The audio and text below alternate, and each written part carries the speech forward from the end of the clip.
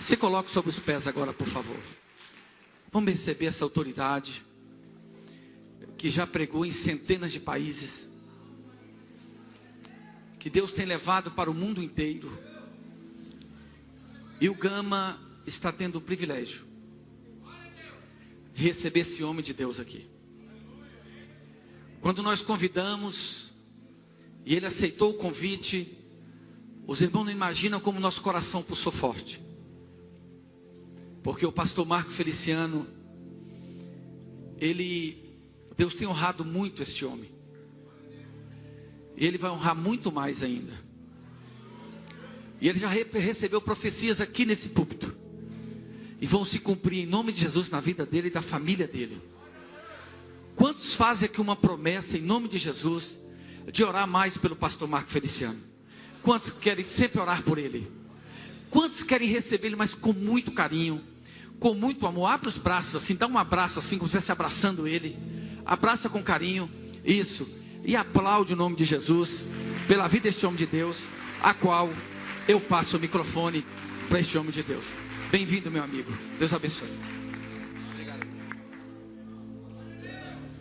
Graças a Deus. Eu cumprimento os irmãos com a paz do Senhor. Quem está feliz com Jesus hoje? Encontre uma pessoa bonita do seu lado e dê um sorriso para ela. Ficou difícil aí? Se não tiver ninguém bonito aí, é só olhar aqui para cima, tá? Mas não é para mim não, é para o pastor Guimar, né? Parece manequim de vitrine de terno, né? É uma alegria estar aqui com vocês nessa noite, nessa linda conferência missionária, né? No dia do início da grande festa, ouvi aqui o nosso missionário da Nigéria falar, é emocionante. Isso é só uma premissa daquilo que Deus tem para vocês aqui nesses dias. Alguém trouxe a Bíblia? Abra sua Bíblia comigo no livro do Gênesis.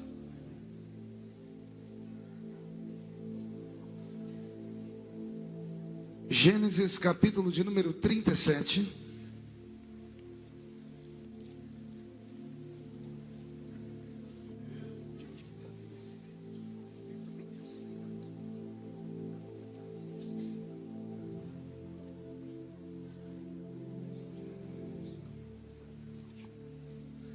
Gênesis capítulo de número 37 e o versículo de número 19.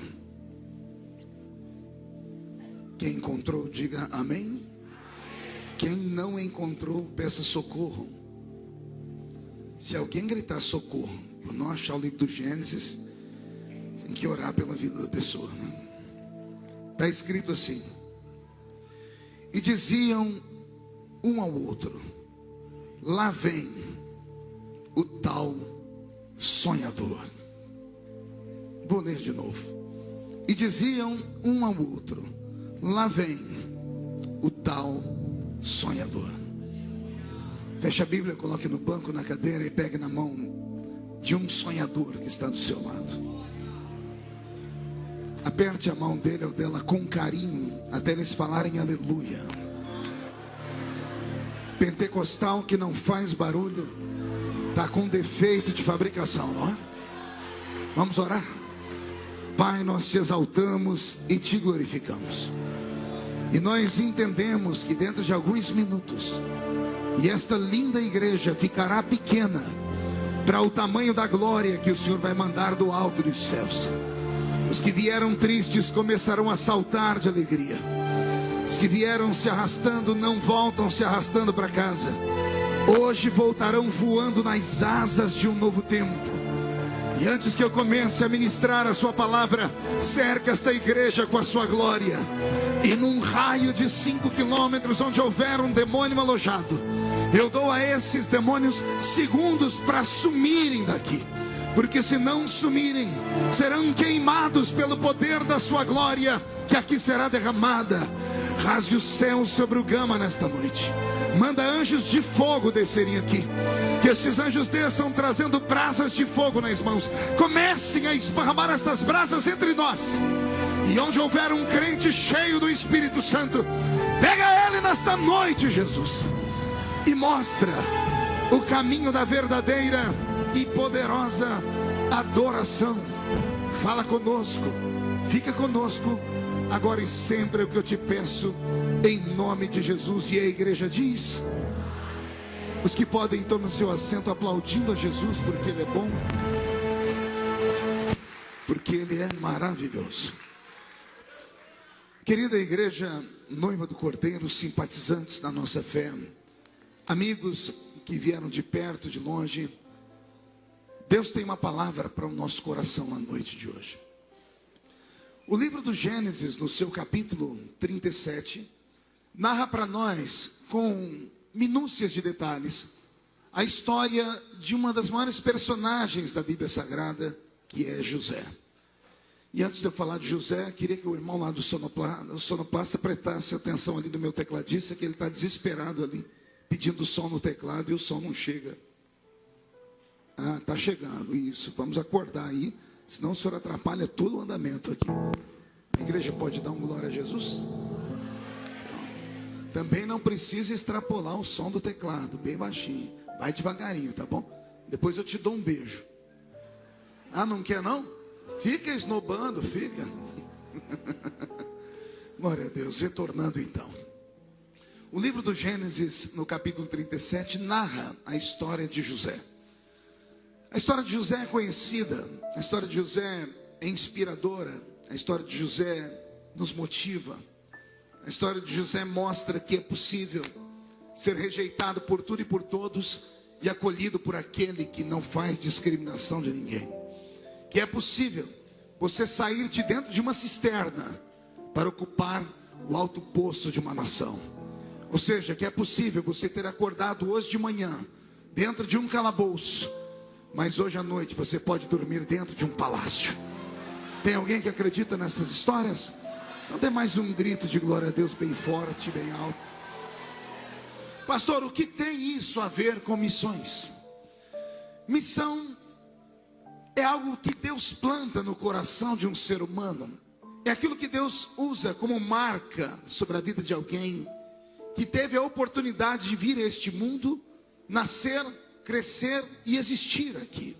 Digo isso porque quantas pessoas não tiveram o mesmo privilégio que nós? Quantas pessoas foram ceifadas no ventre da mãe?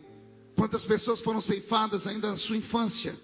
Quantas pessoas foram ceifadas na sua adolescência e por isso não puderam desenvolver nenhum tipo de trabalho? Mas todos os que estão aqui dentro nesta noite têm pelo menos isso como motivo para agradecer a Deus. A morte talvez até tenha tentado te levar na infância. A morte talvez até tenha tentado te levar na sua adolescência. Mas aprove a Deus te deixar vivo. E se você está vivo, não é mera obra do acaso. Se você está vivo, é porque Deus tem algo extraordinário na sua vida ainda. Alguém acredita nisso? Falo isso porque de vez em quando, ao sentar com amigos, irmãos, nós ouvimos testemunhos. E os testemunhos geralmente vêm em dó menor. Dizem eles: eu nasci, mas a minha mãe não me amava. Eu nasci, mas meu pai me rejeitou. Eu nasci porque o método contraceptivo do meu pai e da minha mãe fracassaram. Eu nasci porque minha mãe foi estuprada e violentada. Eu sou fruto de um aborto mal feito. E eu venho nesta noite, na autoridade do Senhor dos Exércitos, dizer que tudo isto é mentira. Você não é uma obra do acaso. Você não é algo que aconteceu. Você é fruto de um projeto que só a eternidade vai revelar onde este projeto vai dar. Se você soubesse quem é que está sentado do seu lado nesse momento de verdade. Eu não estou falando do nome da pessoa, nem como amiga de Facebook, não.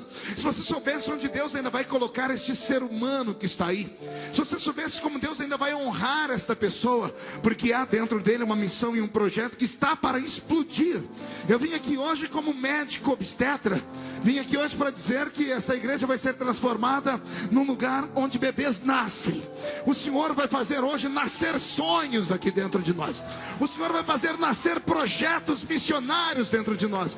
E se ainda tem alguém que acredita nessas mensagens loucas, não dê um grito agora não. Dê um berro de glória a Deus para acordar toda a cidade.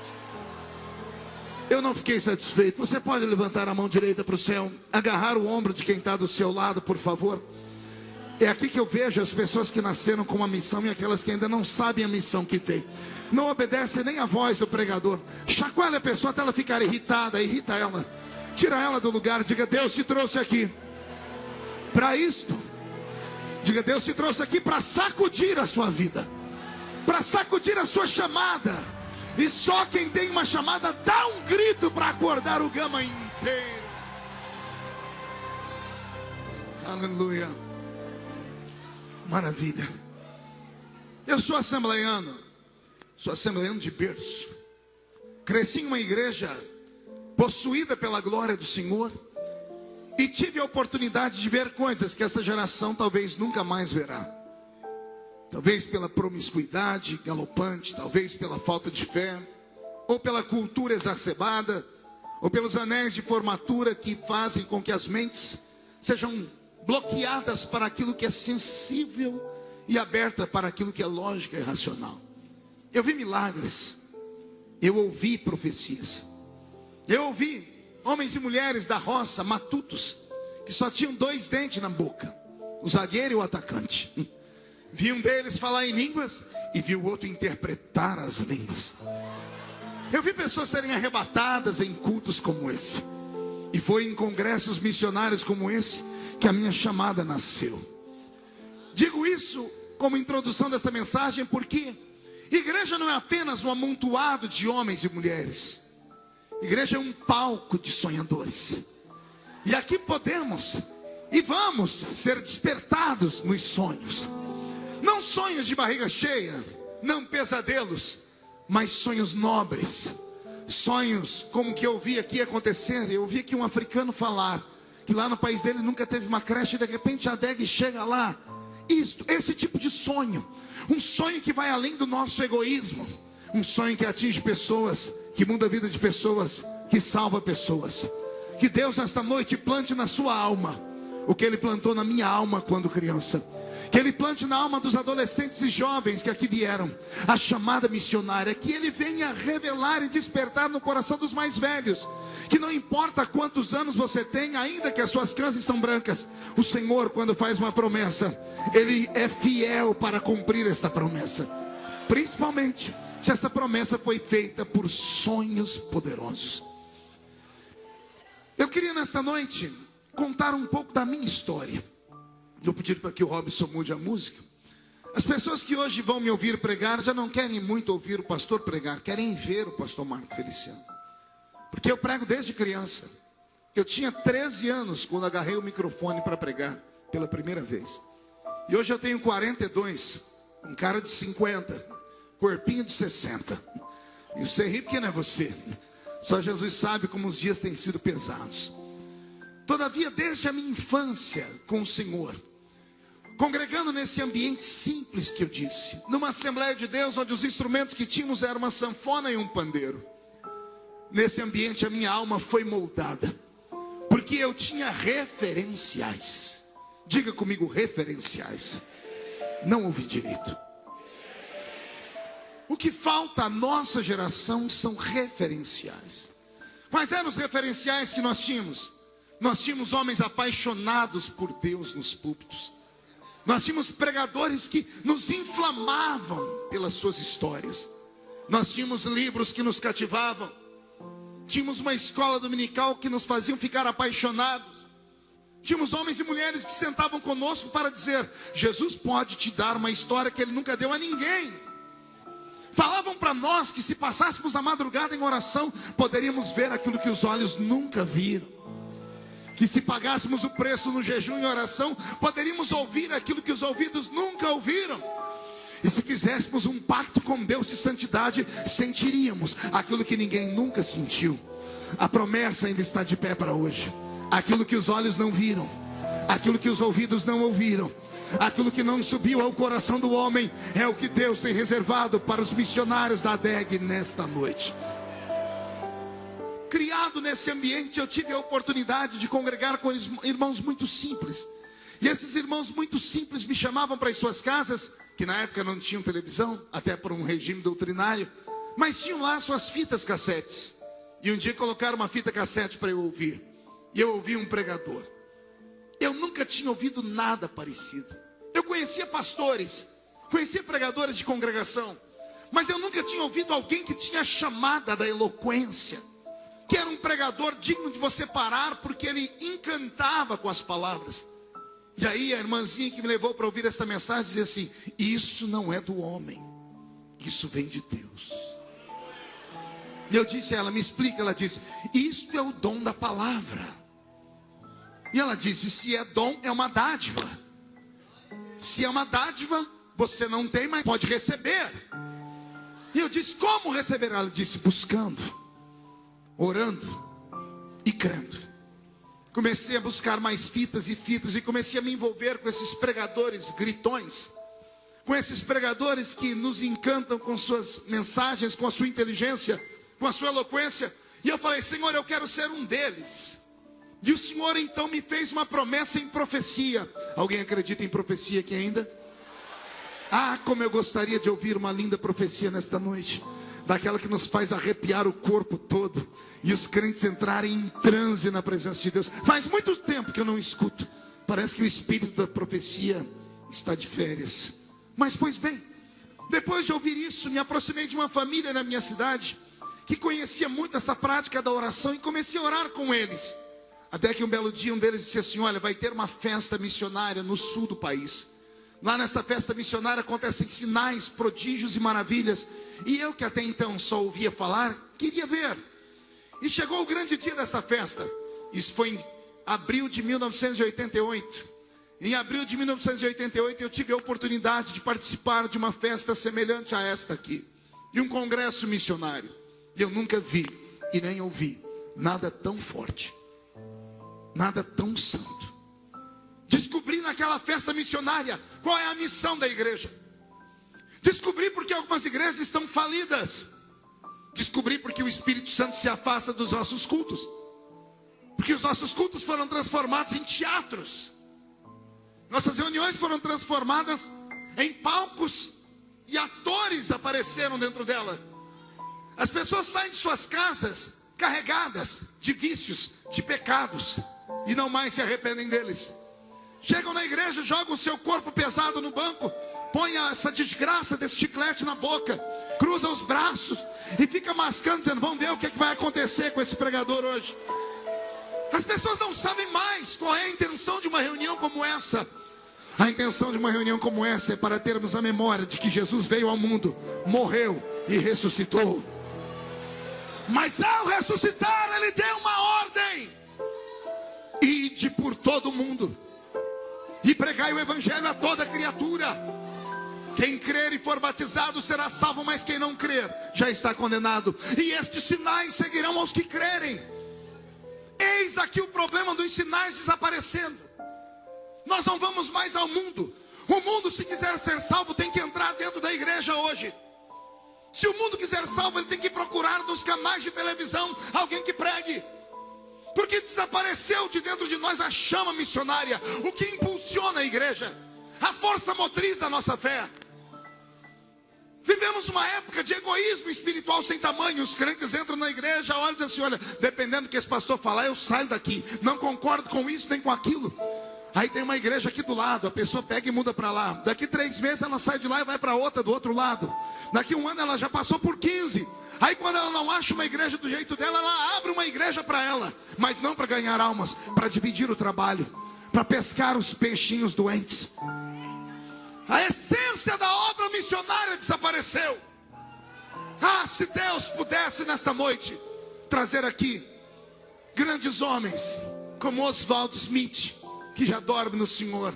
Ah, se pudéssemos ter nessa noite aqui o reverendo Richard Hurbrand, que eu, quando criança, tive a oportunidade de assistir a sua pregação em São Paulo. Um romeno que, quando foi ministrar para nós, sem terno, sem gravata, somente com uma camisa de manga dobrada, milhares de pessoas querendo ouvir o grande missionário da Romênia. E ele, quando foi pregar, disse: irmãos, melhor do que falar, quero pregar com o meu corpo. E ele tira a camisa no púlpito, e as câmeras começam a filmar as marcas do seu corpo, cicatrizes que fariam qualquer um de nós morrer. E ele, com o microfone, dizer: eu assisti o meu filho de 7 anos ser assassinado na minha frente. que eu não neguei Jesus como Salvador. Mas se isso já te emocionou, segure o coração aí. Ele diz que quando trouxeram para ele o filho de 7 anos e disseram: você já suportou tudo, já arrancamos as unhas das suas mãos por mais de 20 vezes, já faz 14 anos que você está longe da sua esposa, você perdeu tudo, matamos os membros da sua igreja, mas você não nega a sua fé. Eis aqui a prova final. Trouxeram o filho dele e colocaram um revólver na cabeça da criança e disseram: nega ou matamos. E o reverendo Richard, com o coração apertado, com a voz embargada, disse: eu dobrei meus joelhos e disse: Senhor, isso eu não aguento. E quando ele disse: Senhor, eu não vou suportar, o filhinho dele se soltou do soldado, agarrou ele e disse: papai, não negue Jesus. A gente se encontra logo em uma outra vida. Eram essas mensagens que faziam meu coração queimar e que me deram a base de sustentação da minha chamada hoje. Coisa que já não ouvimos mais. Nossos filhos querem ser parecidos com o Ronaldinho Gaúcho ou com o Messi. Nossas meninas querem ser parecidas com a Débora Seco ou com a Gisele Bündchen. Nossas igrejas se transformaram em verdadeiros espetáculos e nós perdemos a essência da fé. Oxalá nesta noite o Deus da Bíblia, o Deus da minha vocação, comece a passear no meio desta igreja e comece pelo seu Espírito a tocar os corações, e que haja um batismo diferente nesta noite, que haja um batismo de quebrantamento neste lugar. E se tem alguém que acredita, diga: fala conosco, Deus.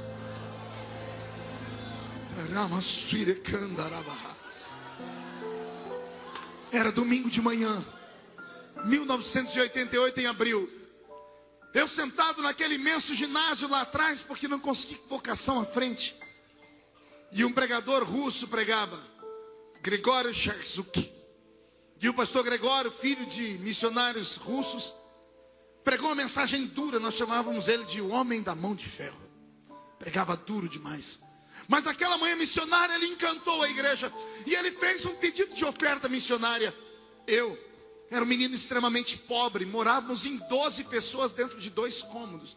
E o dinheiro que eu tinha no bolso naquele dia era para eu fazer meu último lanche.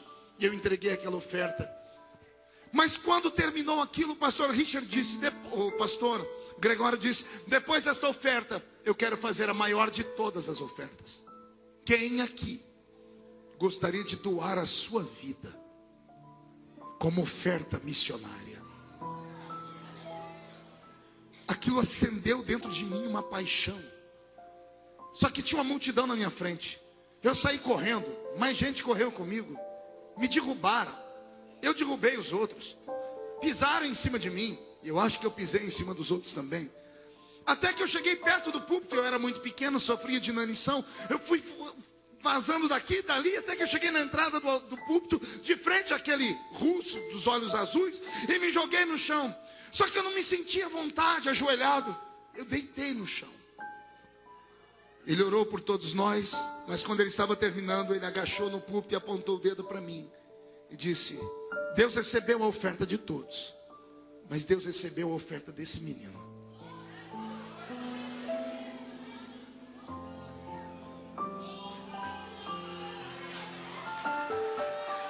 O meu coração queimou. Comecei a sonhar. Comecei a o quê? Deus ama sonhadores. Mas o sonhador tem que lutar para que a porta se abra. Eu trabalhava nesta época numa empresa, eu era guarda-mirim, e me ensinaram a mexer numa máquina que era o tataravô da internet, chamado Telex. Quem lembra do Telex aqui? E eu comecei a trabalhar com a máquina de Telex. Nós tínhamos os endereços de todas as embaixadas. E eu descobri a embaixada da Romênia, porque o missionário Richard Hurland me tocou. E eu entrei em contato com a embaixada e pedi para eles me mandarem livros. E eles me mandaram livros e uma fita cassete na época. E eu passei meses ouvindo aquela fita, até que eu decorei tudo que estava naquela fita. Peguei aquele livro que me mandaram, marquei uma audiência com meu pastor, que não era nada fácil. Meu pastor era um homem muito ocupado. E o dia que ele disse: vou te receber sábado à tarde, Sábado à tarde eu peguei o meu imbornal. Alguém sabe o que é imbornal aqui?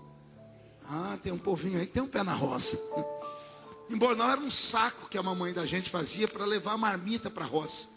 Porque eu apanhava, nos finais de semana eu trabalhava até sexta, todo sábado eu ia para a roça com a minha família. Apanhava laranja, algodão, café e trabalhei no corte de cana também.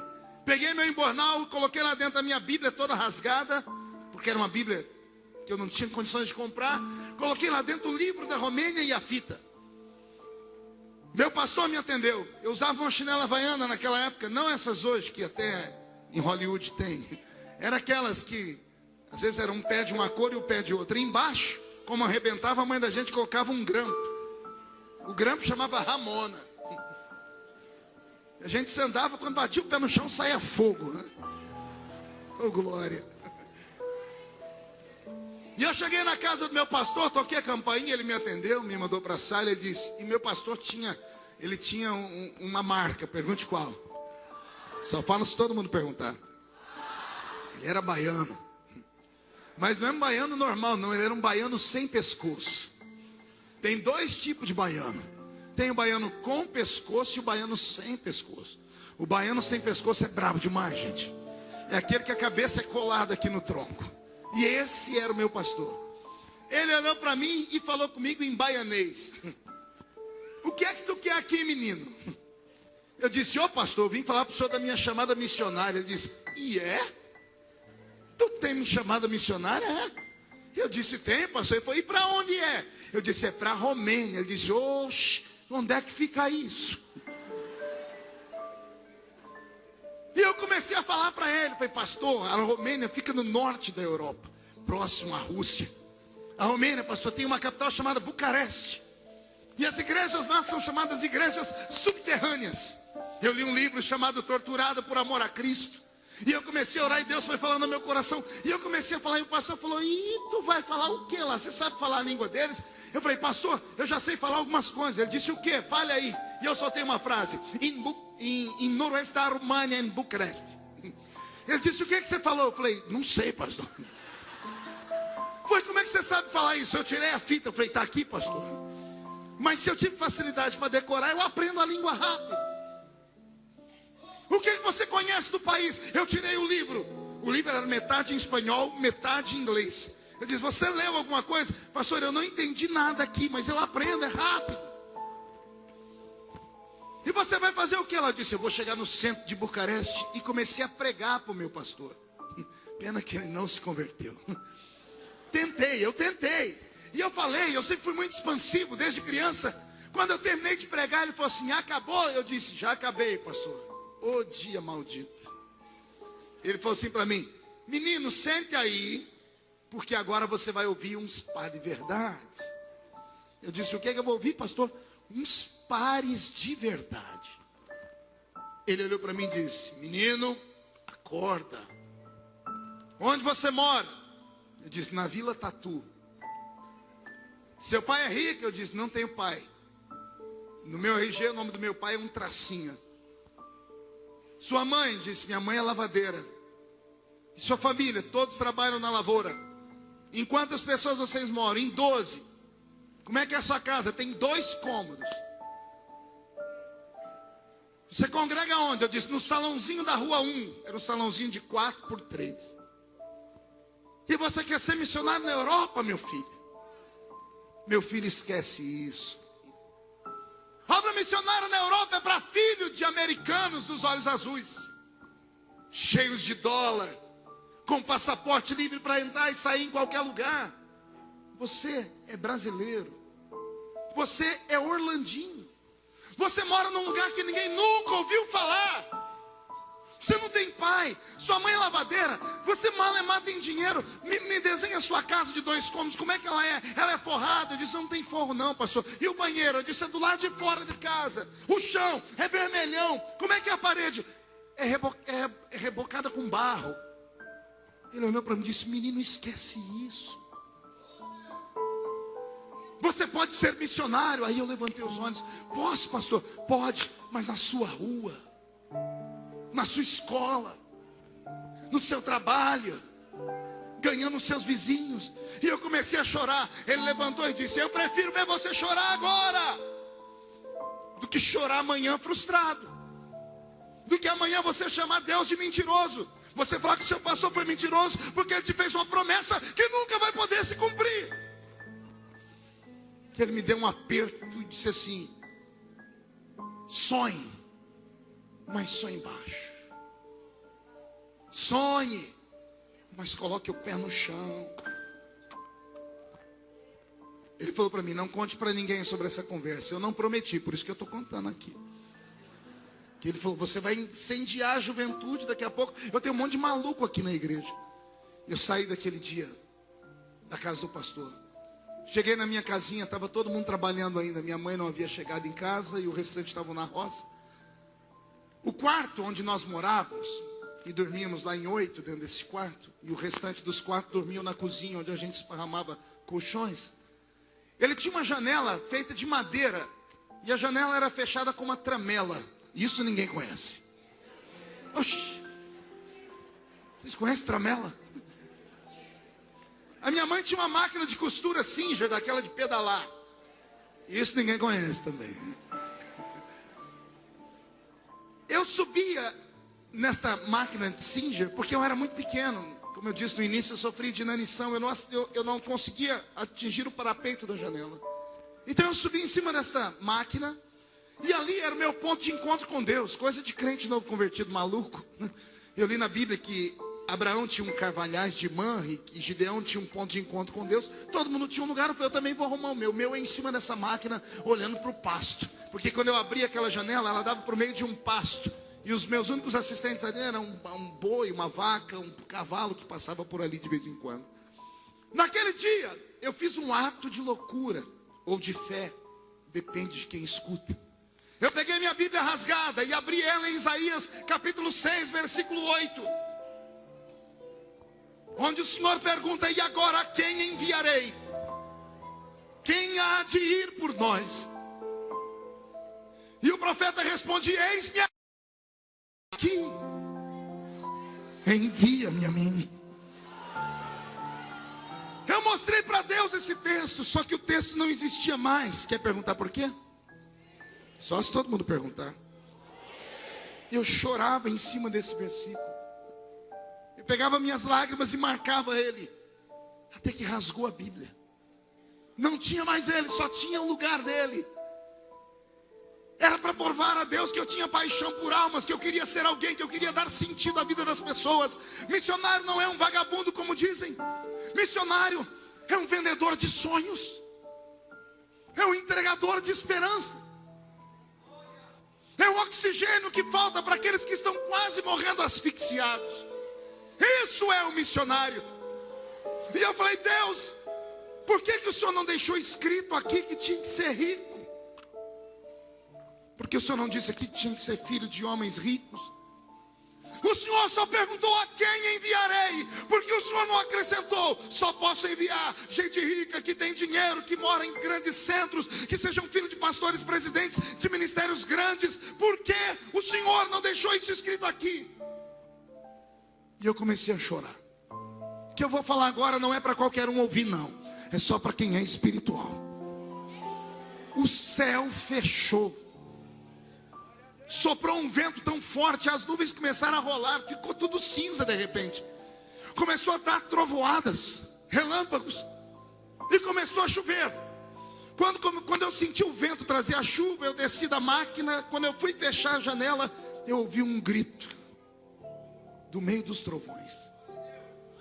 E o grito disse assim: eu não preciso de dinheiro. Eu não preciso de passaporte. Eu só preciso de um sonhador. E eu vou repetir. O Senhor disse para mim naquele dia: não preciso de dinheiro de homens, não preciso de passaporte. Ou seja, eu independo da terra. Mas se eu encontrar alguém que sonha, alguém que deseja, alguém que quer, eu posso dar a este homem, a esta mulher, aquilo que homens não podem dar. O Senhor me trouxe nesta noite de quinta-feira aqui no início desta conferência missionária para dizer a você que Ele independe do seu dinheiro, Ele independe das pessoas abrirem a porta ou não. O seu coração tem que bater forte, os seus joelhos têm que tremerem, os seus olhos têm que marejar em lágrimas, porque se houver alguém aqui que tem sonhos, meu Deus te levará até os seus sonhos, nas asas do vento. Tem alguém que tem sonhos aqui? São sonhos grandes. Você estaria disposto a morrer pelo seu sonho? Estaria disposto a enfrentar tudo e todos pelo seu sonho? Ou você é daqueles que se acomodou com o ministério, com a convenção, com o saláriozinho que te dão, e por causa disso rompeu com os seus sonhos, sepultou eles? Ou você é como aqueles que, mesmo tendo sonhos e promessas de Deus, se embrenharam por uma vida natural nesta terra, se formaram, têm anéis de formatura no dedo, e de vez em quando se pega chorando de madrugada, e olha e diz assim: mas eu tenho tudo, eu tenho casa, eu tenho emprego, eu tenho dinheiro, eu tenho família. O que é esse vazio aqui dentro? Vou te contar o que é este vazio. Este vazio foi provocado por você, num culto missionário, atingido por uma emoção ou pelo Espírito Santo. Você disse: Deus, eis-me aqui. Parece que ninguém tinha ouvido, não é? Parece que ninguém escutou. Jesus, quando esteve nessa terra, fez uma única reclamação. Ele disse assim: a seara é grande e são poucos. Quando Deus pega alguém dizendo eis-me aqui, Ele anota em um livro. Deus não entende como uma brincadeira, Deus não entende como uma emoção. Ele anotou em algum lugar lá o dia, a hora e o minuto que você disse: eis-me aqui, conta comigo. E você estava disposto. Mas de repente você teve a infelicidade de congregar num ambiente cheio de coveiros espirituais. Aqui no Gama não tem, em Brasília não tem, só tem na minha cidade isso. Homens e mulheres que estão na igreja e perderam os seus sonhos e não querem que ninguém mais sonhe. Homens e mulheres que vivem de perseguir os outros que têm uma vocação, que sentam com vocês assim: ei, calma, vai devagar, eu já fui como você, eu já fui assim também. Esses coveiros matam os sonhos, sepultam os projetos. Deus me trouxe nessa noite aqui para te dar uma palavra: se afaste deles. Reveja os seus amigos, reveja as pessoas que te aconselham. Não sente perto dessas pessoas depressivas que nós temos na igreja. Pastor, como é que eu vejo uma pessoa depressiva? É simples: você está numa Assembleia de Deus, num culto pentecostal, e a pessoa não abriu a boca nem para respirar, comece a ter dúvidas. Não, pastor, é que eu não sou mais menino. Quando eu era menino eu gritava por qualquer coisa, até quando falava que alguém morria eu dava glória a Deus. Agora eu sou maduro. Maduro nada, você está enferrujado, os seus sonhos não aconteceram, e você não quer que o sonho de ninguém aconteça. Pois eu estou aqui hoje para despertar uma geração de sonhadores. Eu quero que Deus levante no nosso meio malucos. Eu quero que Deus levante meninos e meninas loucas. Você não está entendendo? Eu vou falar de novo. Eu quero que Deus volte a levantar homens e mulheres que estão nesse mundo, mas não são deste mundo, que não olham o mundo natural, que não testam a vida como se natural fosse. Esta igreja é uma igreja que vive do sobrenatural. Ou você crê que o seu coração está acelerado agora? Qual continente mesmo o Espírito Santo soprou aí? Foi África. Eu tive o capricho de ver, enquanto o nosso missionário aqui falava da África, eu vi olhos brilhando. Eu vi algumas pessoas inclinarem a cabeça, e o Senhor dizia ao meu coração: eram eles que deviam estar na Nigéria. Mas venderam os seus sonhos, trocaram por um prato de lentilhas. Até quando? Até quando a igreja vai viver neste mundo de maneira indiferente? Será que vamos viver para ver acontecer aqui o que aconteceu no restante do mundo? Na Europa principalmente, onde igrejas hoje são alugadas para 4, 5 igrejas, uma só. São alugadas, e os que alugam é porque não tem mais membros. Alugam de manhã para uma etnia, à tarde para outra, no meio-dia outra, e assim por diante. Será que nós vamos assistir aqui igrejas gigantes serem transformadas em mausoléus, serem transformadas em oficinas? Não, pastor, há um avivamento no Brasil. Me prove. Pastor, olha o tanto de evangélicos que tem. Quem foi que te disse que quantidade é sinônimo de avivamento? Eu queria saber a qualidade desses crentes. Eu queria saber onde é que está a fé firmada na cruz do Calvário. Alguém que ainda ao entrar no templo guarda os seus pés porque sabe que aqui é um lugar santo. Alguém que tenha coragem de ir para o enfrentamento da verdade. Alguém que não se envergonhe do evangelho de Cristo, porque ele ainda é o poder de Deus para a salvação de todo aquele que nele crê.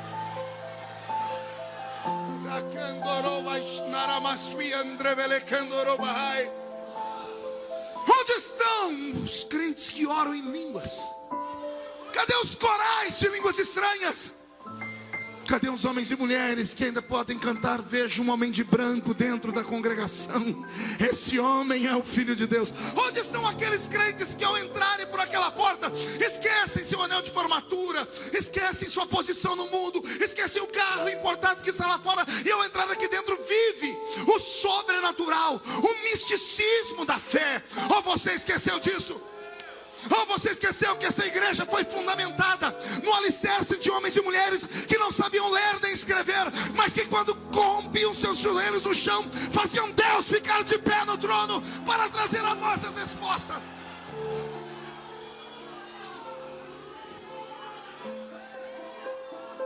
É África. É a janela 1040. Eu tenho trocado comunicação com o pastor Saed. Tive a oportunidade de batalhar por 2 anos. Eu me emociono pela vida do pastor Yosef Nardakani, ambos no corredor da morte, no Irã, simplesmente porque falam de Jesus. Dias atrás eu postei na internet uma frase. Meu Deus, o mundo desabou em cima de mim. Eu disse: enquanto o mundo inteiro tem uma comoção pela morte de um leão, o mesmo mundo não se comove com a morte de 150 mil cristãos, somente nos últimos 3 anos, na Síria. Crentes são crucificados em pleno século 21 e ninguém nada diz. Pessoas são decapitadas, crianças são queimadas.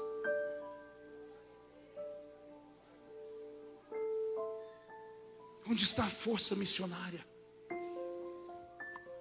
Onde está a revolução da fé?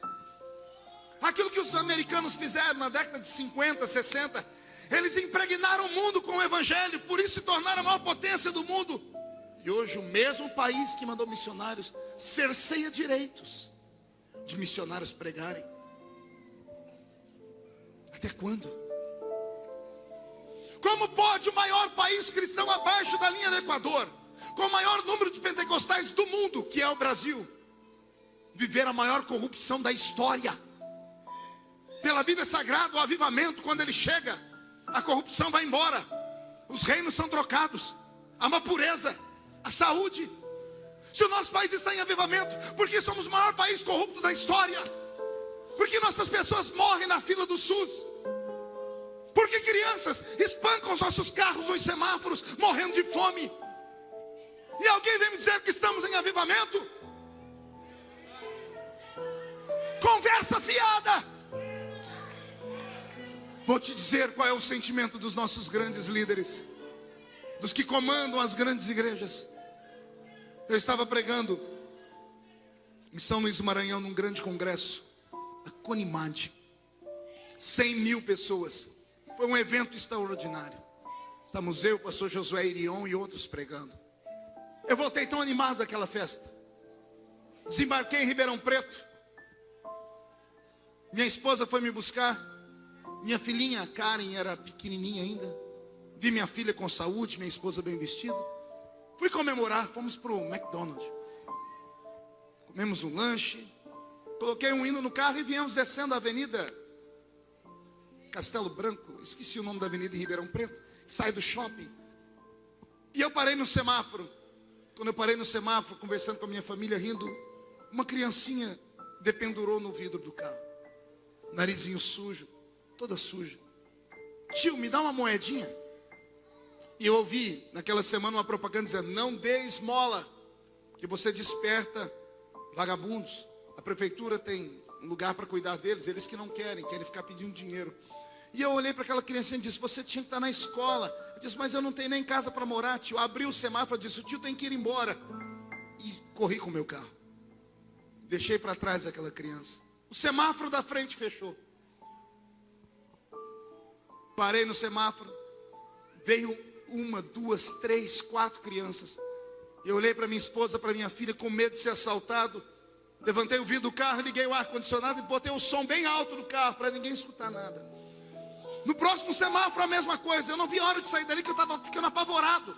Quando eu peguei a rodovia em Anguera, estava dirigindo o carro, o Senhor disse para mim: covarde.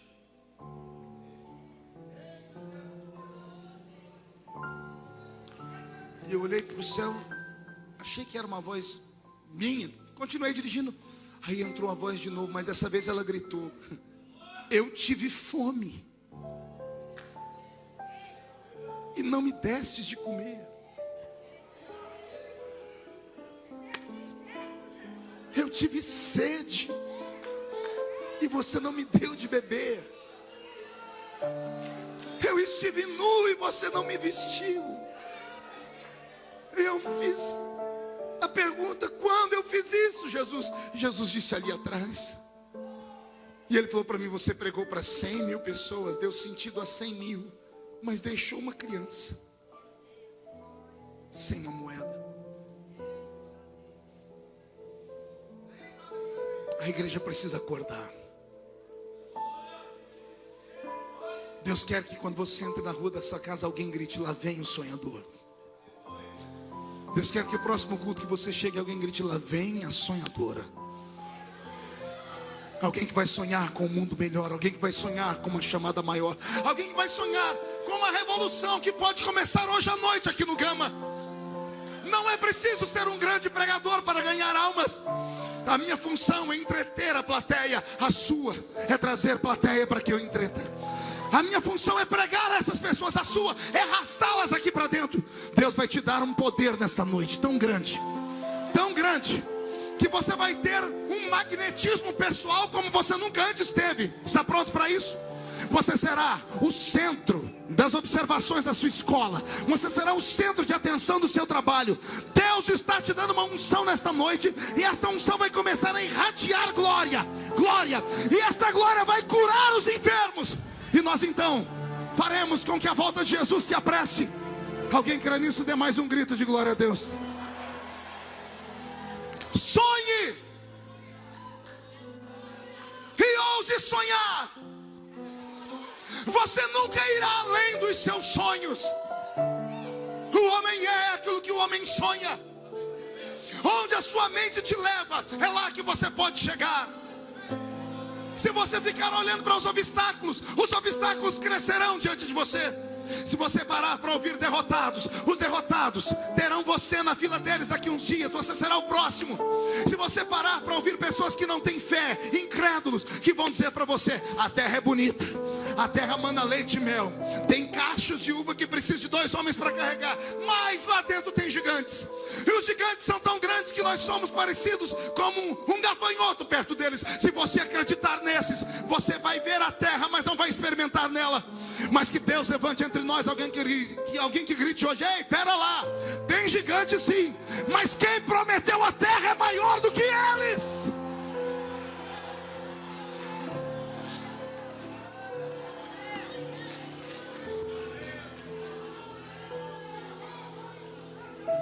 Chega de andar com o pé na terra. Eu quero te desafiar a tirar os pés da terra hoje. Uma vez eu estava pregando num congresso missionário, e eu falei sobre sonhos. O pregador que veio depois de mim, de maneira muito deselegante, falou assim: eu ouvi aqui um pregador falar de sonhos. Eu queria dizer para os irmãos que sonhar tem que se sonhar com responsabilidade e equilíbrio. Você pode ter a mente no céu, mas o pé tem que estar na terra. Porque se você tirar os pés da terra, já não é mais sonho, é delírio. A tréplica era minha. À noite era minha vez de pregar. Eu falei assim, eu quero aqui agradecer o pregador que me corrigiu, porque eu preguei algo que eu não devia ter pregado aqui. Eu disse que os homens e mulheres têm que sonhar, mas eu aprendi com ele que homem e mulher de Deus não tem que sonhar não, ele tem que delirar mesmo. Porque o delírio é loucura. E o que é loucura para os homens é sabedoria para Deus. Que tem eu ou você quando Deus levanta o profeta e diz para esse menino aí do lado, vou te usar. Quem é o homem para medir como é que Deus usa um homem ou não? Quem é que pode determinar qual é a fórmula que existe para Deus levantar alguém? Me diga aí, qual é a equação? Não, Deus só vai levantar isso, isso e aquilo. Acorde, vá ler a Bíblia, pelo amor de Deus. Eu li a Bíblia 33 vezes, de capa a capa. E eu encontrei um negócio aqui na Bíblia que eu dei muita gargalhada. Um tal rancho dos profetas. Quem já ouviu falar disso? Não é os que tem hoje não, que as pessoas se reúnem para orar. Estou falando da Bíblia. Rancho dos profetas na Bíblia. Sabe o que era o rancho dos profetas? Uma faculdade, uma escola para profetas. Percebeu aí? Escola para profetas. Numa época em que ninguém sabia ler nem escrever, só ia aprender a ler e escrever na escola de profetas filhos de ricos, filhos de reis, filhos de sacerdotes que eram mantidos pela casa, pelo povo com as suas ofertas. Só ia para essa escola de profetas menininhos, filhinhos de papai. Eu desafio qualquer pregador aqui entre nós ou teólogo me dizer qual dos profetas da Bíblia saiu dessa escola. Pense numa escola que não prestou para nada.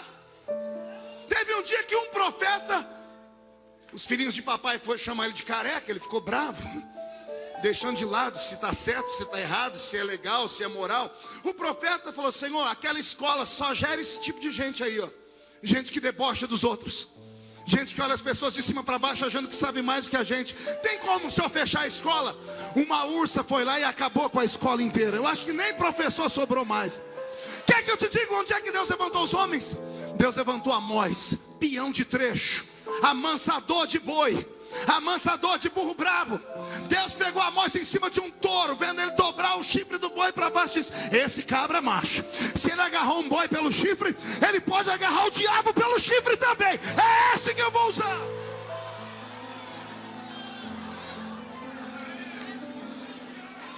Tem um que está trabalhando na padaria. Trabalhando aonde?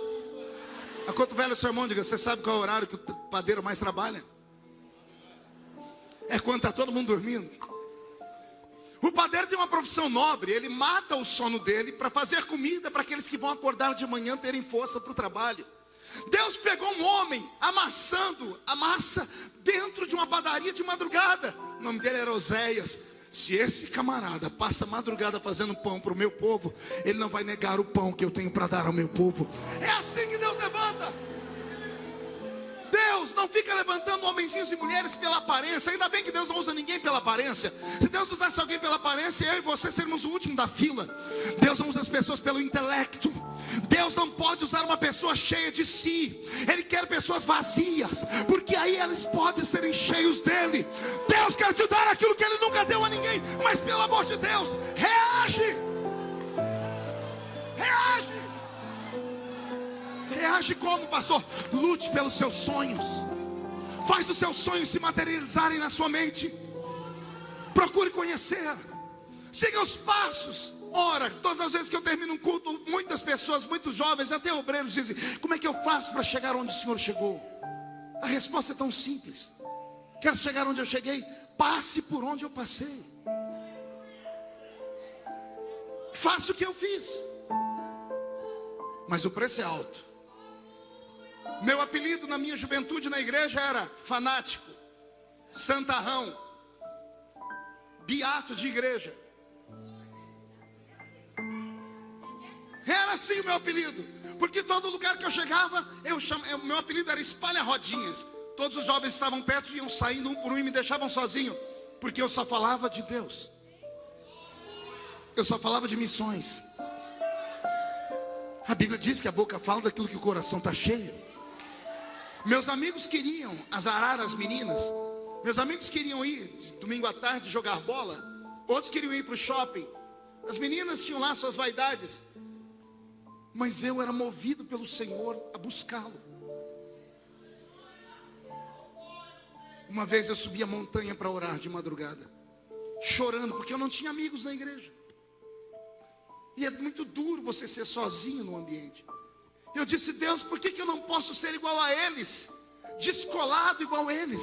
Porque eu não posso ser como esses meninos e meninas que eles são queridos por todos, são famosos no nosso meio. Por que eu não posso ser como eles? E o Senhor falou comigo: porque um dia eles vão querer ser como você. O que não custa nada também não vale nada. Anote aí: o que não custa nada não vale nada. Receber o ministério de qualquer forma, amanhã você vai perder ele. Mas ser provado, testado, sangrado, perseguido, humilhado, jogado debaixo dos pés dos outros, ser chamado disso ou daquilo, isso vai te dar forças.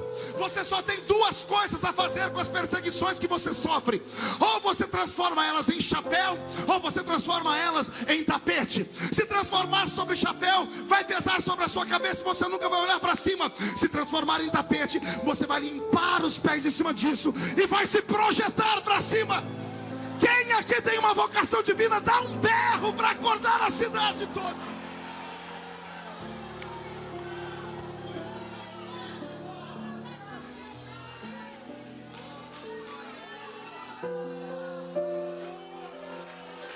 Lá vem o sonhador. O Gama vai ficar possuído por sonhos nesta noite. Eu quero começar a profetizar. Posso, pastor Aguimar? Mamãe, em nome de Jesus, não se apavore nessa madrugada. Sua filha vai te acordar aos soluços e aos choros. Eu sei que a senhora já é acostumada. Sua menina sempre chora por causa do namorado, do noivo, depressiva, angustiada, com problema de imagem. Ela tem distorção de imagem, ela se acha feia, ela quer ser parecida com a Barbie. Tem um monte de problemas. Todas as noites a senhora vai lá para confortar a menina porque ela chora. Esta noite a menina vai chorar também. Mas ao entrar no quarto dela, não se assuste. Ela não vai estar agarrada a uma fotografia de um namorado, nem um pedaço de roupa. Não estará agarrada a um travesseiro. Ela estará ajoelhada no canto da cama. E ela vai estar gritando: Deus, me dá as nações por herança. Alguma mãe acredita nisso aqui? Então pega a profecia, senhora. O seu filho será uma bênção. O seu filho será usado, será um dos últimos pregadores antes da volta de Jesus. Eu estou profetizando. Pega a palavra. O seu filho será o maior pregador do Brasil. Deus vai levantar ele ou ela como missionários. E não duvide. Sonhe.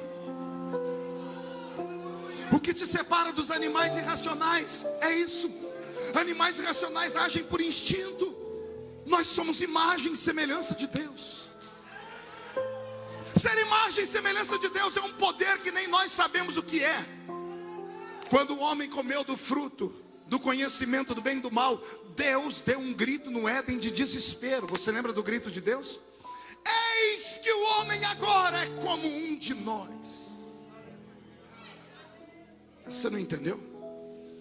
Deus estava se referindo a ele, ao Filho, ao Espírito e aos anjos. Eis que o homem agora é como um de nós. Você não é normal. Se você soubesse quem você é, você não estaria me olhando com essa cara feia, parecendo que foi batizada num pote de vinagre. Nem com esse olho seco, parecendo olho de sapo que morreu no dia de enchente. Segura aí. Também não estaria em silêncio com essa boca de aço, essa boca de ferro, esse queixo de concreto. Você estaria adorando a Deus.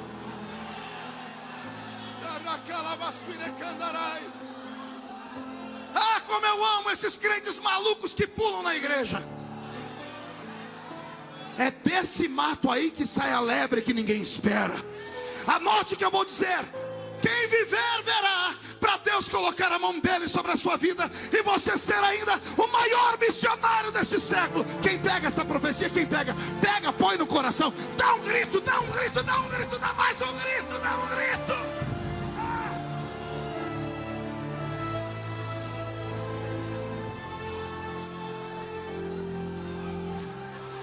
a mais tu e andrevele candoros tu ida maharamada carabasas.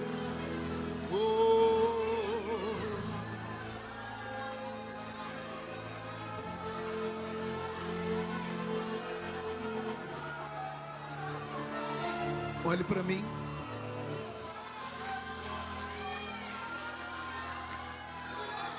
Eu encontrei meu velho pastor, pastor José, bispo dos Santos. Eu encontrei numa situação tão deprimente. Ele havia deixado a família, desaparecido. Pensávamos que ele tinha sido assassinado, porque ele sumiu do mapa. Encontramos ele 15 anos depois. Estava pregando em Paranaguá, no Paraná, e alguém me procurou no fim do culto dizendo que tinha um velho que morava naquelas ilhas, que dizia que tinha me pastoreado, e ninguém acreditava nele. Quando alguém me falou o nome dele, eu disse: você tem como me levar até a casa dele? A pessoa falou: mas já é meia-noite. Eu falei: eu quero ir lá agora. Entramos numa voadeirinha, uma lanchazinha, atravessamos um braço do mar. Fui na ilha, 1h da manhã, estou batendo na porta de uma casa. Quando a porta abriu, aquele pastor que era tão grande para mim, porque eu era muito pequeno, agora eu olhei para baixo para falar com ele. Ele me olhou e tomou um susto. Marco, é você? Eu disse: sou eu, meu pastor.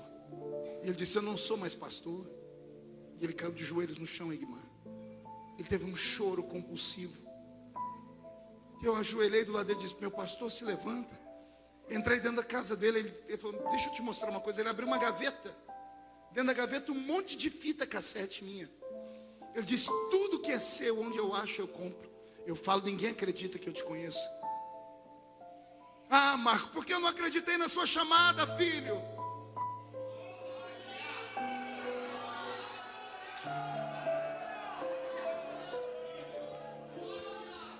Eu olhei para ele e disse assim: meu pastor, eu não lhe culpo. Deus lhe usou para me testar, para ver se eu ia abraçar as suas falas ou se eu ia me revoltar contra elas. A escolha era minha. O Senhor só foi um instrumento. É Penina da Bíblia. Penina não era má, foi um instrumento de Deus para despertar Ana. Cumpria Ana, sim ou não, dar a luz a Samuel. Penina não é má. O meu pastor não era mau. As pessoas que te perseguem não são más, são seus amigos, só que eles não sabem. O seu inimigo é seu amigo, só que ele não sabe. Porque é o seu inimigo que te faz chorar. Quanto mais você chora, mais você ora. Quanto mais você ora, mais você chega perto de Deus. Quanto mais perto de Deus, mais você o toca. Quanto mais você o toca, mais ele se compadece e ele derrama sobre você a bênção dele. O seu inimigo não é seu inimigo, ele é seu amigo e não sabe. Convidei ele para ir no culto terça-feira. Tinha acabado o congresso, Guimar, domingo à noite, eu ia embora na segunda de manhã. Troquei meu voo, liguei para o pastor José Alves. Disse: pastor, eu quero ficar para o culto de terça. Ô, Marco, que bom ter você aqui na terça. Na terça-feira eu pedi para o pastor José ir para a igreja. Ele botou um terninho, sentou no meio do povo. E eu comecei a pregar. E eu falei: eu quero apresentar para vocês o homem que Deus usou para que eu estivesse aqui. Aleluia. Eu queria que ele ficasse de pé. Fica de pé, pastor José Bispo. E o pastor José Bispo ficou de pé. E eu coloquei aquele homem no lugar onde ele deveria estar, como um herói da fé. Porque a igreja faz assim com a gente. Faça 99 coisas boas e você é anjo. Faz uma errada, você é demônio. Deus não é injusto. A igreja é, o ministério é. Deus não é injusto. E depois que eu terminei de pregar, eu sentei, o pastor Zé Alves falou: ele ainda é pastor? Eu disse: pastor, contei a história para ele. Pastor Zé Alves, eu nunca vi nada parecido. Terminou o culto, ele chegou no microfone, sabendo da história do pastor Bispo. Disse: irmãos, Deus aviso, eu quero aqui agora convidar o pastor José Bispo para dar a bênção apostólica.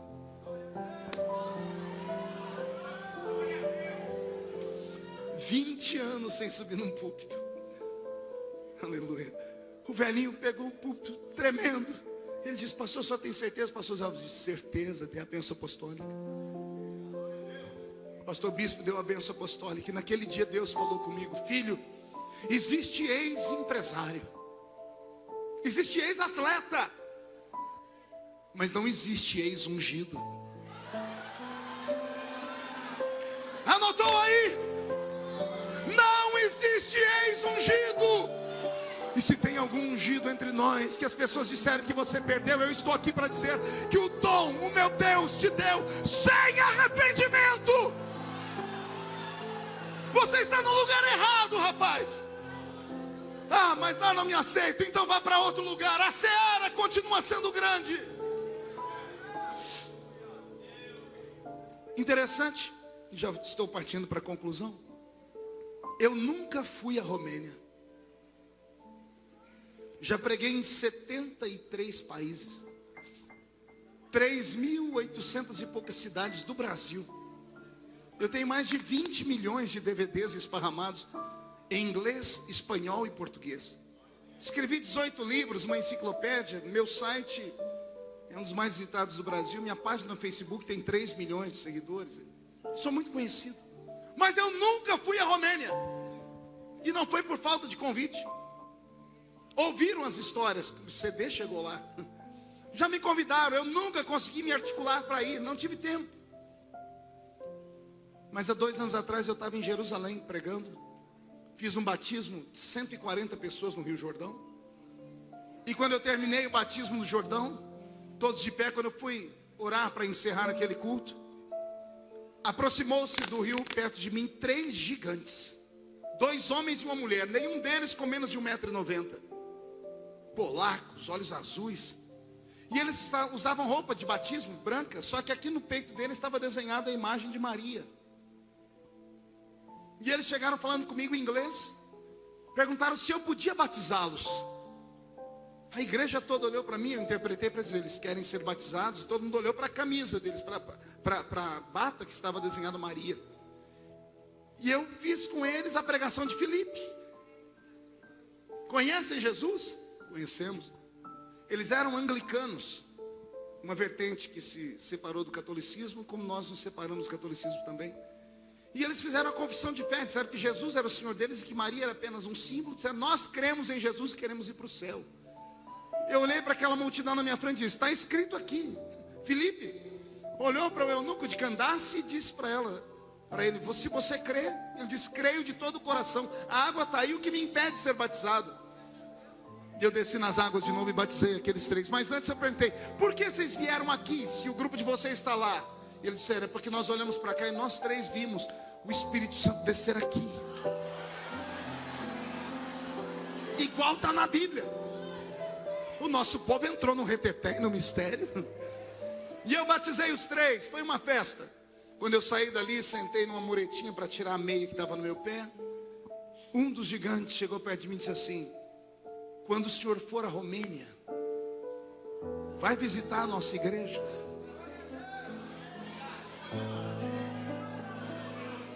Meu coração acelerou, disse, como? Ele disse, nós somos da Romênia. Depois que caiu o comunismo, o evangelho entrou forte lá. Quando o senhor for à Romênia, vai pregar na nossa igreja. O Espírito Santo veio a mim e disse assim, eu faço isso. Eu realizo sonhos. Nem sempre do jeito que você quer, mas é do jeito que eu quero. Eu plantei a Romênia no seu coração, mas como você não foi à Romênia, eu trouxe a Romênia para dentro de você. Alguém acredita que Deus ainda levanta homens e mulheres aqui? Alguém acredita na chamada missionária? Alguém acredita que a sua vida pode dar sentido a muitas vidas ainda? Eu vou fazer um convite nessa noite.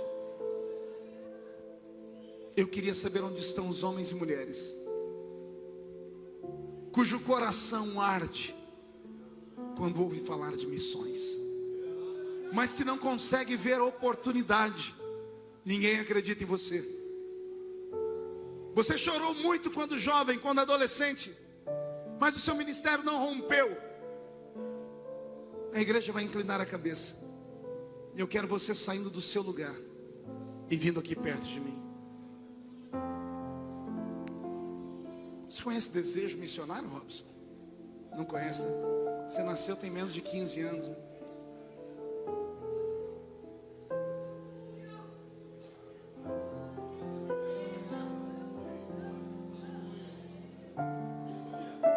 Aleluia.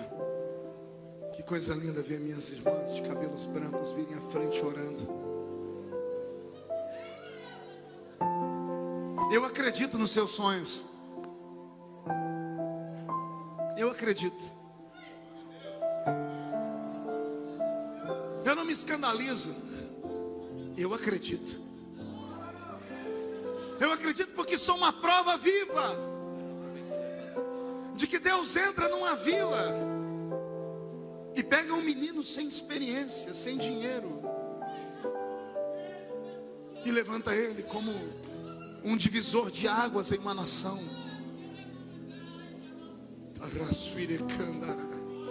A igreja toda de pé. Vocês são uma raridade para Deus.